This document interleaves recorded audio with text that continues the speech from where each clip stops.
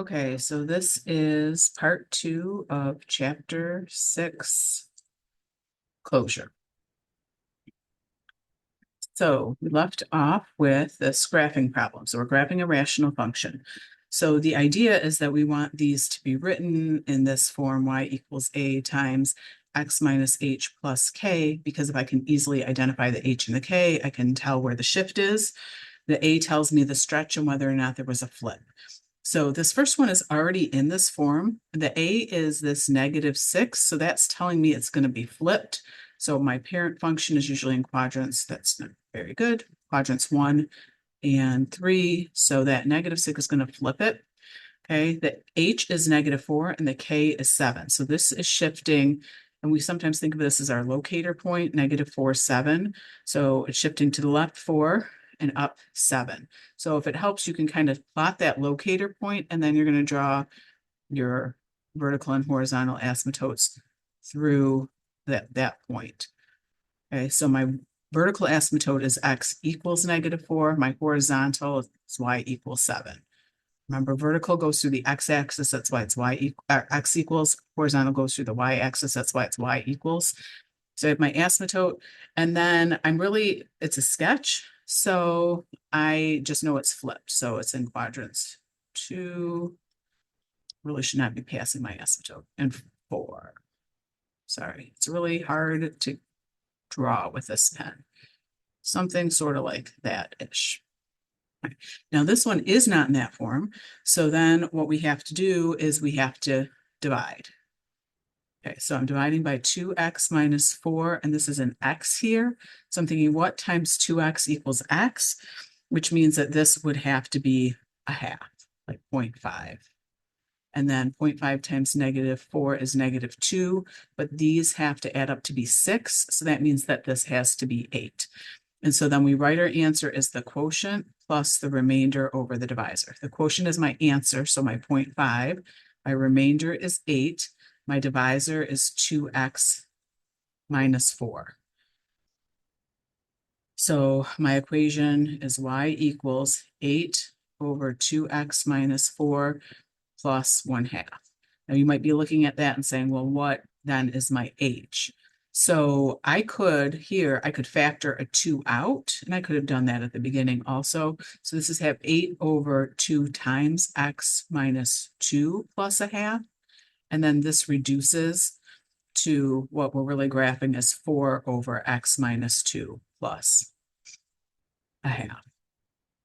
So when I go to graph this, my h is 2, my k is 0.5. This 4 is positive. It's going to keep it in quadrants 1 and 3. So that means I have a vertical asymptote through x equals 2. And I have a horizontal, which I'm going to try to do my best to be around half-ish here, of y equals 1/2. And then I'm going to draw in my branches again in quadrants 1 and 3. Okay. You also remember back from chapter 4, can get your horizontal asymptote by comparing your leading terms, and those have the same degree. So the way you get your horizontal asymptote is dividing. It's y equals x divided by 2x, which is just 1/2. And the way you get your vertical asymptote is by figuring out what would make the bottom equal 0, which is 2. So you could also get the asymptotes that way. All right, so in this next one, we have a vector that has an initial point of -1, 1 and a terminal point of 8, 6. It says write the vector in component form, and then what are the magnitude and direction. Sometimes it helps to just do a quick little sketch to see how everything is related. So initial, that means I start at -1, 1. And my terminal is at 8, 6. So like maybe here. The terminal is where the arrow is. That's where it ends. So to get my component form, I'm thinking, how much should I have to go horizontally? That's my a value. So from -1 to 8, that's 9 to the right. And then how much should I have to go up? From 1 to 6 is up 5. So there's my component form. And then to get the magnitude of that, I'm going to do the square root of 9 squared plus 5 squared, which is the square root of 106, which is about 10.30. And then to get the angle, it's the inverse tangent of B. Remember, this is AB. b over a, so 5/9. And I put that into my calculator and I get 29.05 degrees. And then if you think about like what quadrant is this in, it's going up and to the right. So if I were to resketch it from 0, it's in quadrant 1. So that's 29 degrees. That makes sense. So I actually don't have to do anything to that angle. I just leave it. All right. So this next one, we're solving each equation. So we were talking before when we were solving equations about going between logarithmic and exponential form. These look a little bit different though, because I have exponents on both sides. So when I have exponents on both sides, sometimes what I want to think about is, could I rewrite them with the same base? So I have 9s here, I have 3s here. I can rewrite 9 as 3 to the second. And here, when I am dividing with the same base, I subtract the exponent. So this becomes 3 to the 1 minus x power. And so then, oh, and this was, I'm sorry, this was 9 to the x. So this is 3 to the second to the x power. So then this is 3 to the 2x equals 3 to the 1 minus x. Then because the bases are the same, I can set the exponents to each other. So 2x equals 1 minus x. I would add this x to both sides. So I would have 3x equals 1, and then I would divide both sides by 3 and get x is 1/3. All right, same thing here. When you have like bases on both sides, think about how could I rewrite them with the same base? And you could also here notice, oh, they both kind of have a base of 3 within them. And you could take the, like, let's say the log base 3 of both sides, but I think it's easier to rewrite them with the same base. So these both would have a 25 and a 5, a base of 5. So I have 5 to the second to the x equals, now remember, anything like the nth root of anything is the same as the 1 over n power. So this fifth root, I'm going to rethink of as the 1/5 power. So now I have 5 to the 2x equals 5 to the, when I multiply x times 1 over 5, that's just the x over 5 power. So then I can set my powers equal to each other. So 2x equals x over 5. You might be thinking, oh, I have to get all the x's to the same side. And you could think of it as subtracting 1/5 over here if you wanted to, and you would get, 1 4/5 equals 0. But just think about this. What times anything, like both of these things are being multiplied, what x value would make these the same? Like, what do you multiply by where you'll get the same thing on the left and the right? It's just 0. So the answer to this is 0. If you don't see that though, like I said, you could subtract 1/5 x from both sides. And then this is, so if I think of this as in terms of fifths, this is 10/5. So I get 9/5 x equals 0. And then hopefully there you're saying, oh, x would have to be 0. Or think about it. Okay, now I got to multiply by the reciprocal. All right, x is still 0. All right, so moving on to this next one, it says perform the indicated vector operations. So for this, we talked about, we're going to combine the horizontal and vertical components. So when I add the horizontal components, right, -5 plus 3, that's -2. And when I add the vertical components, 7 plus -3, that's 4. Okay, this, if you want to rewrite them in the AB form, so that would be -7, -2, if that's just sort of easier for you to see. And then this would be 3, -1. Okay, and then this is double this vector. So you could also distribute the 2 in. You could distribute the -2 in and change it to adding, right? -6 and +2. You could do it like that. Or you could, whoops, hang on. I noticed I dropped my negative here. Or you could keep it negative and just distribute the 2 in, and this would be 6 and -2. If you do that, then you have to remember you subtract, right? So -7 minus 6 and -2 minus -2. Okay. Or if you do it this way, -6 plus -7, that's -13, right? We'd get the same thing here. -2 plus 2 is 0. Right, or here, -2 plus a -2 is 0. So you get the same thing either way. And if you wanted to write it back in the IJ form, this would be just -13 times vector I, and then plus 0 times vector j, which you don't really need. Okay, so now this one, So first it's asking us to draw all of these sums. All right, so it says draw, well, first of all, it just says draw vector 2i plus 3j. So that's the same as the vector 2, 3. So I'm just going to pick somewhere, like let's say here, I'm going to start somewhere, I'm going to go to the right 2, up 3. There's my vector A. Okay, and then vector B is 1, negative 1. So remember, if you have something in AI plus B times vector J form, it's the same as A comma B, right? So this is just 1. So I'm just going to pick somewhere to start. Let's say here, 1 to the right, 1 down. Here's my vector B. And the vector C, this would be the same as negative 3, 2.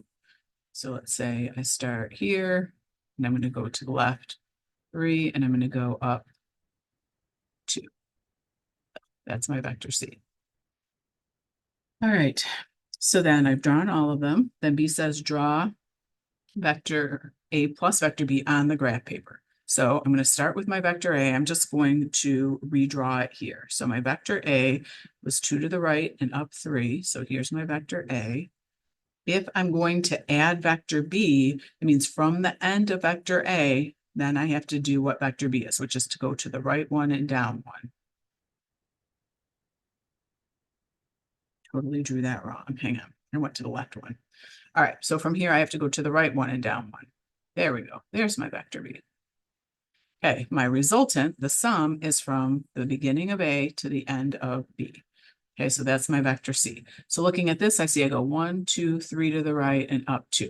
So this is 3, comma 2, which you could have seen here, but you added these. 2 and 1 is 3, 3 and negative 1 is 2. And then write it in IJ form. So that would be 3 times vector I plus 2 times vector J. All right, and then here it says write B plus C and C minus A without drawing them, right? So using that idea that we know we have to add or subtract the corresponding components. So if I'm doing B plus C, so B was 1, negative 1, plus C was negative 3, 2. So this is B plus C. I'm going to add these, so that would be negative 2. I'm going to add these, that would be 1. And then it said write it in IJ form. So 2 vector I plus 1 times vector J. All right, and then it's C minus A. So C was the negative 3, 2 minus A, which was 2, 3. So I'm going to do negative 3 minus 2, which is negative 5. And then I'm going to do 2 minus 3, which is negative 1. And then I would write it in that IJ form. So negative 5i minus 1j. That would be my IJ form. All right, this is asking me to calculate the length of a triangle or the area of a triangle. So to find the area of a triangle, I have this formula I think that we talked about a little bit earlier in the first video. And this is where I have 2 sides of the triangle and the included angle. So I've got a couple different ways I can do this. I could say, I know what this angle is because these all add up to 180. So I know this is 52 degrees. So it just depends what angle you want to use. I know this side is 6. So I should either find one or the other of these 2 sides I need to find. It doesn't matter which one. I'm going to go ahead and I am going to find this side here. Again, it does not make a difference. I'm going to call this side X. If I find this side, then I will have these 2 sides. I have this side, and then this included angle. So I'll be using my 52. If I found this side, I would use the 6 and this side and the angle 102. So to find this side, I know it's across from the 102, and then I have this pair where I have the 26 across from the 6. So to find my missing side, I'm going to do the sine of 26 over 6 equals the sine of 102 over x. Then I'm going to cross multiply. So I'm going to have x times the sine of 26 equals 6 times the sine of 102. And then to get the x by itself, I'm going to divide off the sine of 26. We did one similar to this earlier, right? These, just put that whole thing into your calculator all at once, you get 13.39. This side is 13.39. So into my area rule, I'm going to do half times the 6 times the 13.39 times the sine of the angle between those two sides, which is 52. And so then I get 31.65 square units. All right, so this next one has us practicing, if I have something rational, finding any holes or asymptotes. So when we look at the rules on our resource page, it talks about, it's a hole if the factor cancels. It's a vertical asymptote if it doesn't. So it helps to have it in factored form to figure out the holes and the vertical asymptotes.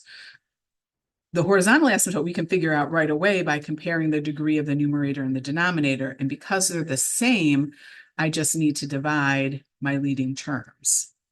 So my horizontal asymptote is just y equals 2. I can get that right away. But to get the rest of it, I need to factor. I'm noticing up here that I have a common factor of 2. It's really important to notice that. If you don't notice it, it'll kind of throw off if you see things to cancel or not. So I'm going to undistribute a 2. And then I'm going to factor that. So that's going to factor into x minus 4 times x plus 2. Okay, the denominator, that's difference of squares, right? That's a squared minus b squared equals x plus 3, x minus 3. So that's what I have on the bottom. Holes are when I have a factor canceling from the top and the bottom. And I don't have that happening at all. That means I have no holes. Okay, vertical asymptotes are when the factor doesn't cancel. And to get the equation for the vertical asymptotes, it's what would make your bottom 0. Well, here I have 2 different things that would make my bottom 0. Here it would be -3, and here it would be 3. So that means this graph has 2 vertical asymptotes. So a 3 and -3. All right, and then simplifying. So we've seen before with these negative exponents, and sometimes people just want to move that whole thing to the bottom, right? Or this whole thing to the top, but you can't because of the adding. What you have to do is you have to rethink of this one as x squared over y to the third.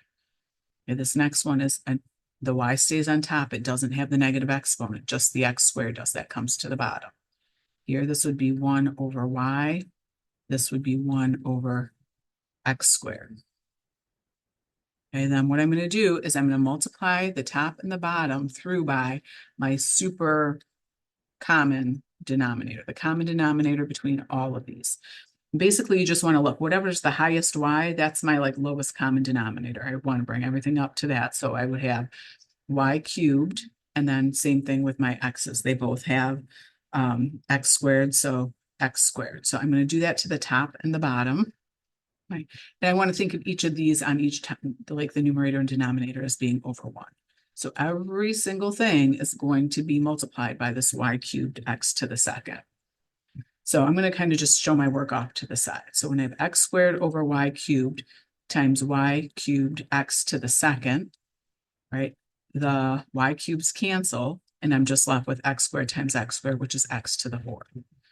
Okay, and then when I do this one, when I do y over x squared times x cubed, or I'm sorry, y cubed x squared over 1, here the x cubes cancel, or x squares cancel, and y to the first times y to the third is y to the 4th.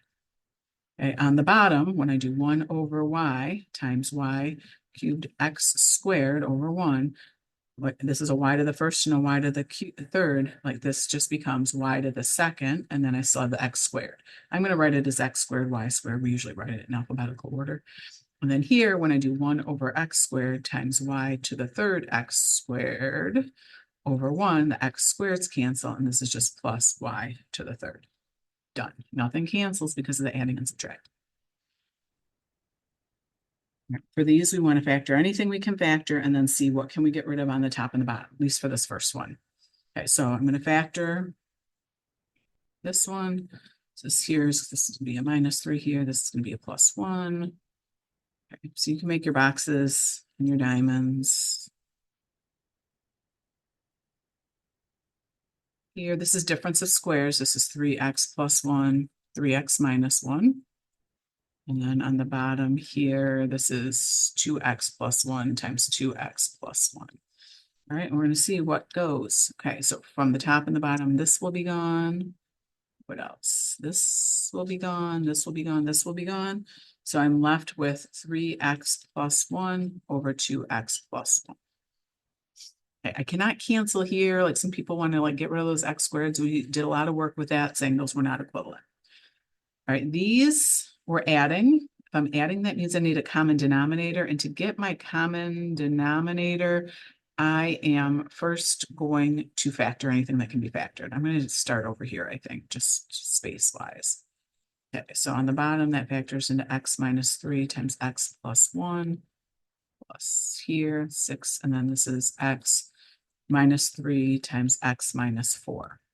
So when I go to get my common denominator, I see they both have an x minus 3, so that I'm good to go with that, but this has an x plus 1 and this doesn't. So top and bottom multiplying by x plus 1. This has an x minus 4, but this one doesn't. So top and bottom, I need to multiply by an x minus 4. Okay, so on the top, I need to make a box to multiply this out. All right, so that's going to become 5x squared and then minus 11x minus 36, right? Because this would be 5x squared. This would be negative 20x. This is 9x. This is negative 36. Those make negative 11x. Plus here I would have 6x plus 6 all over my denominator is everything. X minus 3 times x plus 1 times x minus 4. All right, so when I combine these, I'm going to just come over here. I get 5x squared minus 5x minus 30, and then I keep my denominator. I am noticing that here I do see a common denominator. And sometimes at this point you're kind of done, but this one I'm going to let's go here. I have 5, and then this is x squared minus x minus 6. That factors. Sometimes they don't. That factors into 5 times x minus 3 times x plus 2 all over x minus 3, x plus 1, x minus 4, and then guess what? Those x minus 3's cancel.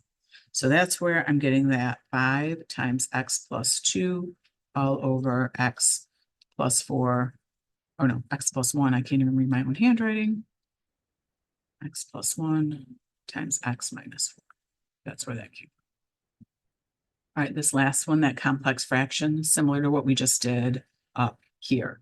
Multiply through by my super common denominator. This is over 1. This has an x, this has a y, this has a 7. So my common denominator has to have a 7 and an x and a y. And I'm going to multiply that to the top and the bottom. All right, so when I do that, I'm going to do 7xy. Right, 7xy times y, that's going to make 7xy squared. Okay, then I'm going to do 3 over x times 7xy. The x's cancel. That's going to be plus 21y. And then on the bottom, I have 2x over y times 7xy. The y's cancel. That's 14x squared. And then for this last one, I have x over 7 times 7xy. The 7's cancel. So that's minus x squared y.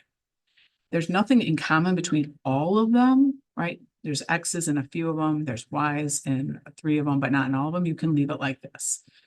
Sometimes people like to pull a GCF and like pull a 7y out of this. You could, and pull an x. You don't have to though, but you could.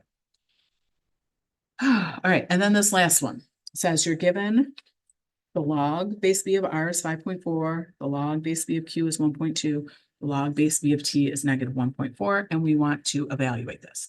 So before I can do anything, I just need to expand this using my log properties. So first, that square root, when I have the square root of something, that's the same thing as having it to the, whoops, that's a t. I don't know what I was drawing, a t, to the 1/2 power. And then when I have a power, I can drop that in front.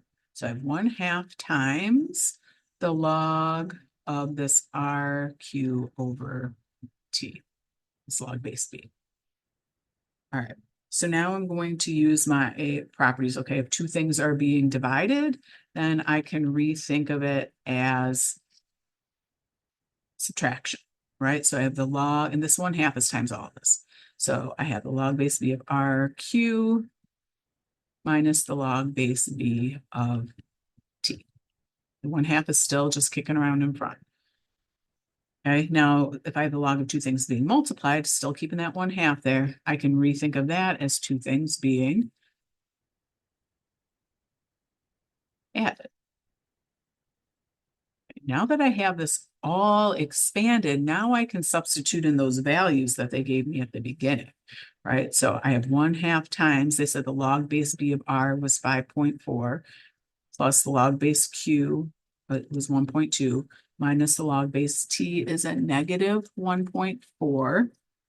And so I can add those all together. So that's 1/2 times, that would be what, 6.6 plus 1.4. So that's 8, and half of 8 is 4. Okay, that takes care of chapter 6 closure.